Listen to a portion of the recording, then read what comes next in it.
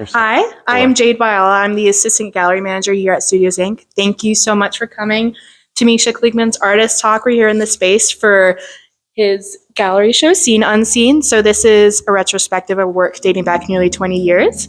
And just a little bit about Studios Inc. We are a 501c nonprofit group that provides galleries and shows and residencies to artists in Kansas City. And if you have any questions or would like to become a patron, you can speak to Casey, our director. And then when it is time for questions in the artist talk, I will hand over the microphone for anyone who has questions. So great. I'll hand it over to Misha. Thank you. I want to thank Studios Inc. for letting me have the show, and the team and Casey and all the support that was given to me for installing the work. It's a big show to install, and it was an awesome, easy job with all the support that I was given. So thank you. Thanks for being here. So this is, I called it a survey. There's a lot of work in this show. There's 44 pieces. I took some things out. I thought I should put in more, but I didn't. So I wanted to fill the space, and I guess it did happen. And you are looking at work from different periods of my sort of, it's hard to call it career, but from my making work, dating back, earliest work is from 2008 maybe. I think this may be one of the earliest pieces I have here. Is not a kind of a show I've had before. Typically I work in series or bodies of work, and I try to present new work. And once that work is presented, I try not to show it again. But this is not the case. It seems like I've shown a lot of this work before in other venues, and now it exists side by side with work that is new. So there's 6 to 8 pieces, I forget, that are recent in the past, 6 months, work from the past 6 months, paintings here, the big ones. So it's I guess one of the things that, for me, it's interesting to see new work existing side by side with older work, and realizing there is maybe more continuity than I thought in the work. That things from which I tried to kind of run away seem to be chasing me and haunting me still, and that seems to be going on in even the current work. So there's kind of an experience of having a show that's interesting to see, these sort of realizations. And then I guess you can see, thematically and kind of materially, I am a painter. Sometimes I use drawing. I haven't been drawing a lot. I think I've primarily been painting more recently. But these earlier ones are drawing, and, it's noticeable as lack of color, I've always been sort of accused of, being a black and white artist. And that got under my skin a little bit, and I wanted to get into color. I'll be a colorful person. So whatever you see as of recent development is more colorful. I'm into color. In the recent work, I'm really interested in color and what it can do for a painting or in a painting. In terms of, people ask me what is your work about, that it's not self-explanatory, maybe. And, guess there is concerns. I have concerns, and these concerns generate responses, and they congeal into bodies of work. There are different kinds of concerns, and I can kind of guide you historically what I've been thinking about. I think in the black and white work, the earlier stuff, the concern of, trying to figure out who you are in that work was my main primary concern. And that ended up, bringing me into where are you from? Where's your family from? And who are you? Who is people? And what have been your kind of historical movement through places, et cetera, and what are the other histories that go in parallel with that movement and a sense of displacement. So I think that early work was about that. And then I think I was making that work for a while and realized that there's almost an expectation for me to be making that work, that others around me, other artists, particularly, I think, started to expect me, well, you are a Russian immigrant. You should make work about being a Russian immigrant, because that's what you should be doing, right? What other role do you have to play in this whole deal? And that became really interesting to me as as an assumption that is all you are, at that point. You've been reduced to kind of a flat idea of a person. And I began to resist that internally, which then pushed me to another direction. And that direction was in the work that you can see maybe in those earlier landscapes in the corner, the staircase here, etc. Work that has nothing to do with maybe with identity, I would say, cultural identity, places, histories, none of it. It had more to do with this sort of attitude towards the external world, nature, wonder. I think it's my earlier attempts to let art be almost like a spiritual guide for me, and not be rooted so much in kind of factuality and history. So I should say that I think what guides the work that I make, it is a search for truth. I will tell you that. I know it's not a common, maybe a popular way of talking about making art, but that's what I do. That's what I'm interested in. I'm interested in finding truth, but not in a factual way. This is what drove me away from this work, was I was dealing with a lot of facts on the work. Data, facts, body counts, years from this year to this year, geographies, maps, archives. Things were very rooted in the factual. And then I was making this work in response to it, and then realizing that, well, am I only making the factual muddier in a way? Does my work, does it have anything to say to the factual? Or is it only making things less true in that way by meddling in it? And so I realized, well, I don't want to do that. I want to leave the factual kind of not behind, but I don't have anything to say to the facts. The facts are the facts, and they are already something, right? So what does the work play? So I guess I'm looking for a kind of a poetic truth, I guess, is the best way I can describe it. Things which are maybe not factual, but nonetheless feel as true. So they're intuitive, and I can't prove them. Therefore, art for me has become a faith-based practice. It's a practice based in just believing that this is something, and I can't prove to you that it is otherwise. And pudding is, what is it? The thing is in the pudding, right? So after again, if I were to stay sort of what is it, through the history of the work, after this work of the landscapes and what came after that? I think that the larger work came after. I mean, there were bodies of work that are not part of the show, the survey, but the larger work came after.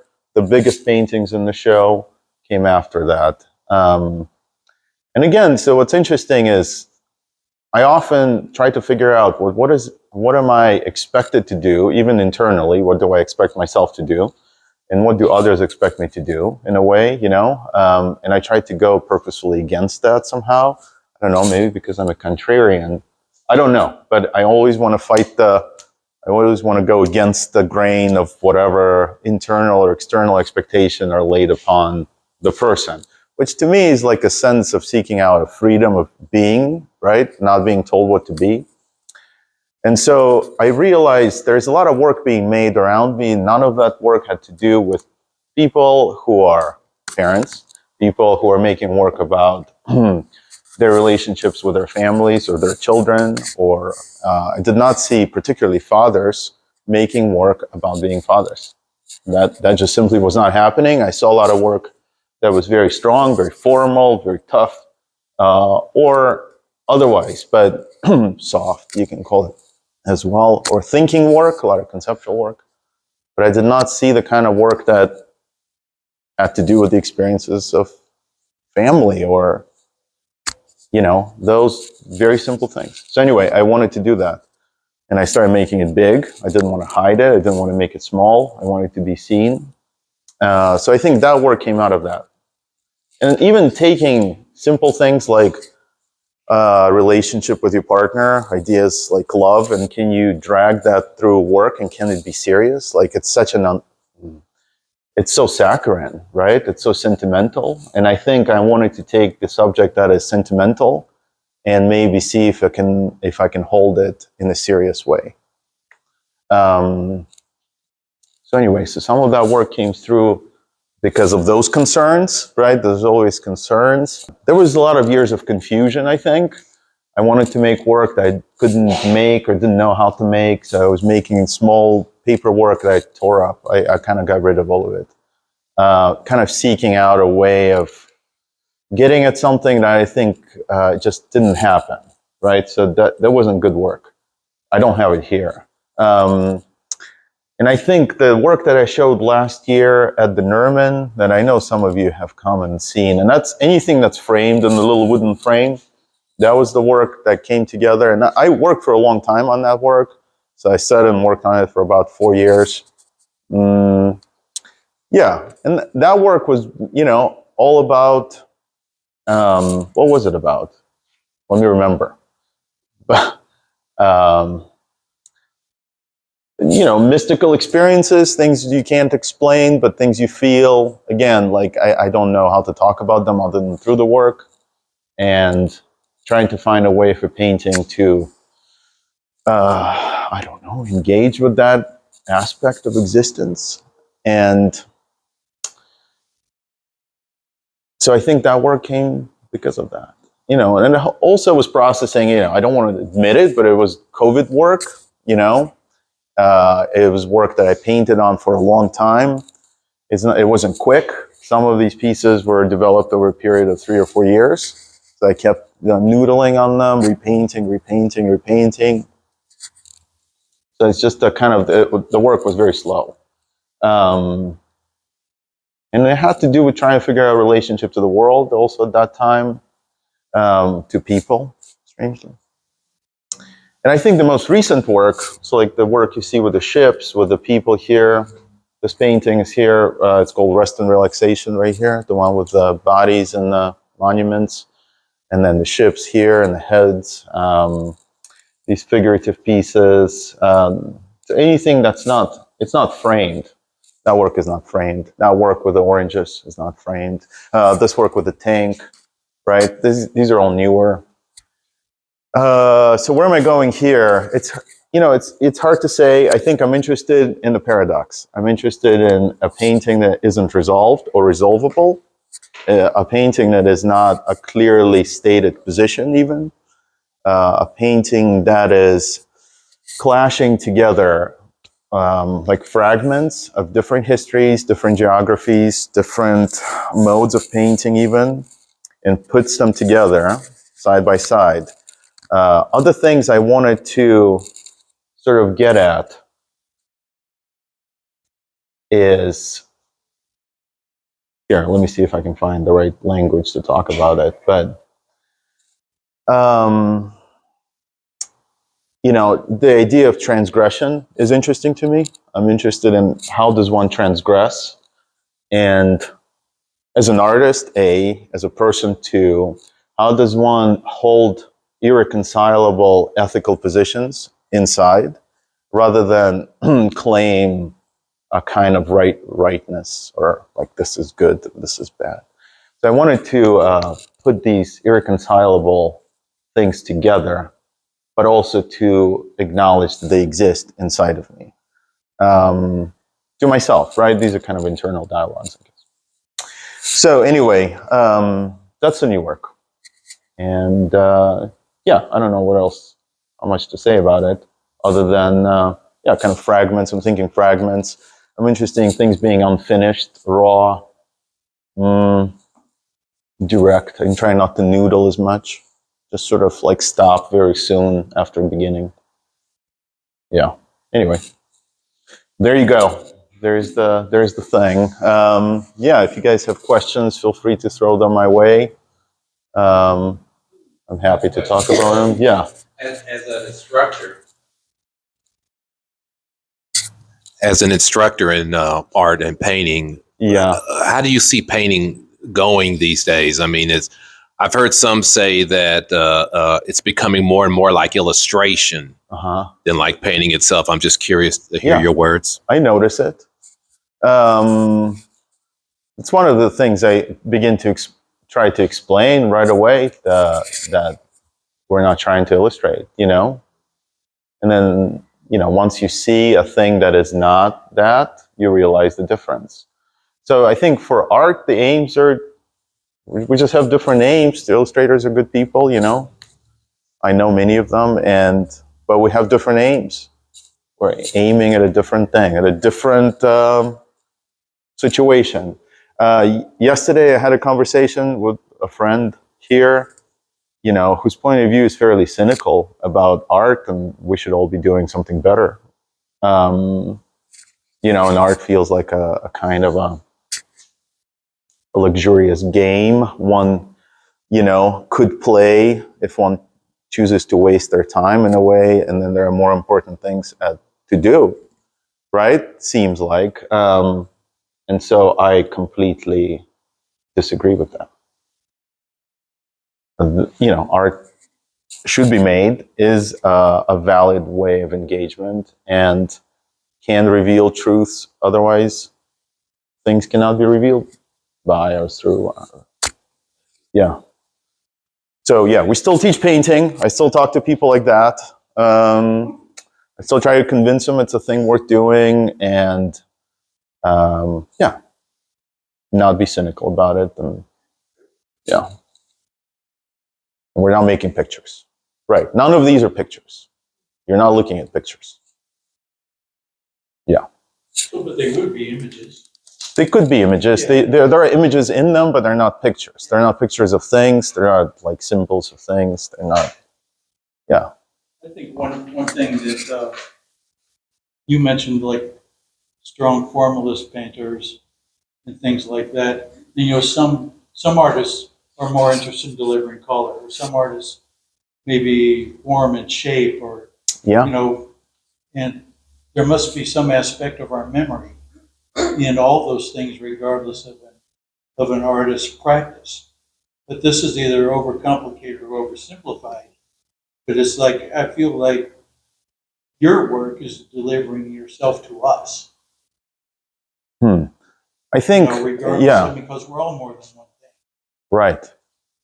What I'm trying, I guess, even for myself, and you know, what you may have read as a kind of like a veiled critique of formalism in what I said, I'm trying to recognize the fact that we are so much and so many things, like we're bodies, and we have longing, right? And we have the desires, and we feel good and bad, and we have shame, and there is in histories and all these things, right? And I'm trying to make work that has all of that there, that doesn't isolate. Well, art that I make is about color. To me, that forgets a lot of things that are important in in our life. And I'm trying to put more of life into the work, I guess. I don't know. I'm not answering anything. I'm just talking to you about it. Yeah. I think you're pushing against that expectation of the masculinity of formalism. I mean, originally early on, perhaps. So you're not disregarding it, but just kind of It exists, there's and more yeah, to you than just that. Well, to people. right. And I think I have this. Well, I'm critical of artists who are choosing to disregard, forget, not deal with that. How's that? Like, I'm critical of art that very purposefully denies aspects of existence that are there, and we need to be dealing with that. But they choose to, well, I will do this really well. And these are my friends, and also it's me sometimes, So I'm curious if we can put more in there. Yeah, that's all. That's all I can do. And yeah, I want to see more of that kind of art. Yeah. Talk about paradox and irreconcilable ideas in your work. I'm wondering, does it come out formally and conceptually, and are there parallels, or do they?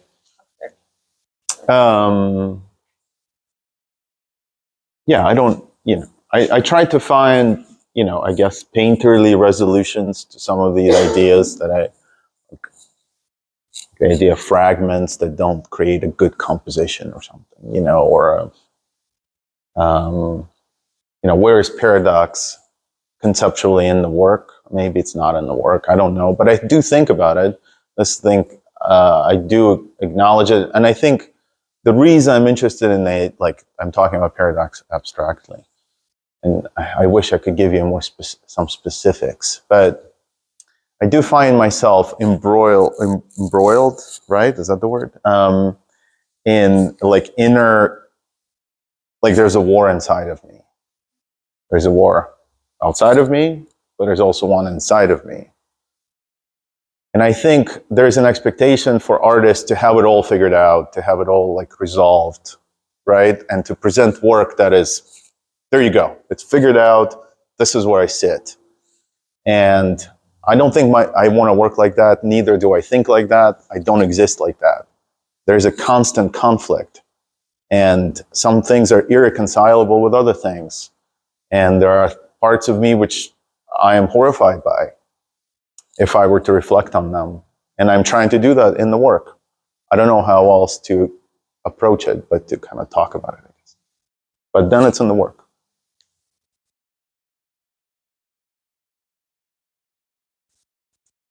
Any final questions? Before the execution, yeah. The studio thing you were here, how